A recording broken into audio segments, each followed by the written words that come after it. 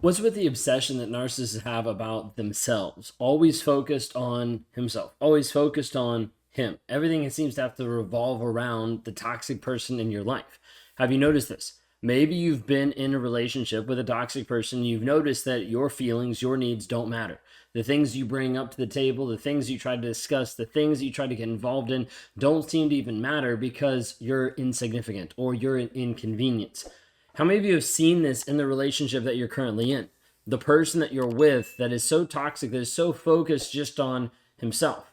Now, sometimes it's hard for people to understand when we talk about narcissism, it's not just selfishness, but a huge part is being self absorbed, self obsessed. Now, when people see this, they often think, oh, well, these people are just in love with themselves so much. And it's far from that. In fact, it's quite the opposite. When we talk about narcissistic personality disorder, we're typically talking about someone who has this inward like hate for themselves, has this inward looking of like, I don't like who I am, so I'm going to project and put a different image out there. I'm going to put a different mask out there for other people to be able to see so that I don't have to deal with what's actually inside. Oftentimes, this is where we see narcissists that mask for different people, for different supplies, for different situations where they want to look a certain way. They want to act and behave and look acceptable in society, but in reality, that's not who they actually are. In reality, that's not how they're actually showing up. The majority of time, narcissists want to be able to hide who they are, to be able to hide guilt and shame. Now, sometimes people are like, well, where is that coming from? And sometimes it's coming from the same exact place that you develop your own guilt and shame. It's just a narcissist doesn't know how to be able to work through it and isn't willing a lot of times to be honest about the guilt and shame so that they can even work to find a good resolution for it. Sometimes this is someone who has been abused in childhood or has been emotionally or mentally abused throughout that early adult life and going into a place where, hey, that process of actually dealing with guilt and shame hasn't been fully developed or hasn't been taught in a way that actually makes sense. So everything is about defending that image. This is why narcissists get so upset when you start to attack their image, when you start to shine a light into the darkness of who they actually are, when you start to expose the shit that's inside, they get really upset because you're exposing something that is contrary to their image. Now, when we talk about narcissistic personality disorder, there is this obsession piece. And sometimes it falls under the piece of being envious of others or thinking that others are envious of themselves. So thinking like, hey, everybody's looking at me. Everybody's thinking I'm so amazing. Everybody's thinking that I'm so great. Steps into the piece in narcissistic personality disorder of being entitled. And so there's so many different pieces that revolve around self. Did you know where some of Narcissus originally came from? Narcissus was a Greek story of talking about this one guy who was one of the fairest in the land, looked the best, was the most amazing, all this kind of stuff. All the women wanted him, okay? But he was bored of that. And so he was going through the woods one day and he saw this pond. And when he got to this pond, he looked into this pool and he saw his reflection. When he saw his reflection, there was this obsession.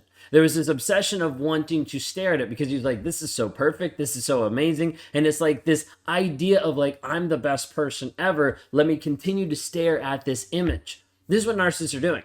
Narcissists are staring at their image. They're projecting a mask. They're putting something out there and they're falling in love with that image of that, even though they know that an image is typically 100% false because it's not who they actually are. It's not the stuff that's actually underneath. But instead of being willing to work on that stuff, they end up falling away. They end up not doing the things they need to do to change, grow, and develop, but instead stay the same. Just like in the story of Narcissus, he stared at it for so long that he eventually died. Why? Because he didn't actually care about himself. All he cared about was that infatuation with the image. So you have to be able to ask yourself, like, what does this look like in your life today? Like, do you actually see this relationship where the person in your life is obsessed or like so focused on him? Maybe you find this in conversations. You're having a conversation with him, and all the conversation continues to do is come back to him, come back to his needs, come back to what he wants. Sometimes you see him like be affectionate or loving, and you realize it was just to get something for him. It was just to get you to have sex with him. It was just to get someone to appreciate him. It was just to get an image out there so that other people would praise him, so he'd pump himself up with the image he's putting out there. So there's all these pieces that go together of a narcissist being obsessed with image. Obsessed with what everyone else sees, obsessed with what's out there, obsessed with, hey, I need to appear and look this way to catch the girl, to win the job, to do the thing that I want to do, but it's all about narcissists. So many people get confused when they think the narcissist is doing something good for the other person. I'm like, no, it's actually for themselves.